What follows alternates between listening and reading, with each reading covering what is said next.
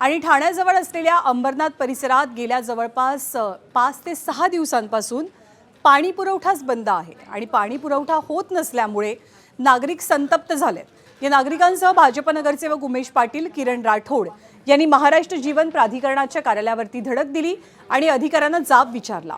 पाणी येत नसल्यामुळे आम्ही पाण्याचं बिल सुद्धा भरणार नाही अशी भूमिका आंदोलनकर्त्यांची आहे।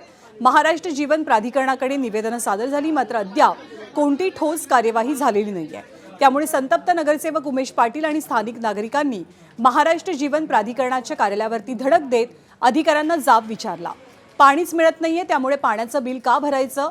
त्यामुळे जोवर पाणी पुरवठा सुरळीत होत नाही तोपर्यंत बिल भरणार नसल्याचा इशारा नागरिकांनी दिलाय। प्रशासन याबद्दल किती लवकर तोडगा काढणार याकडे आता लक्ष लागलंय।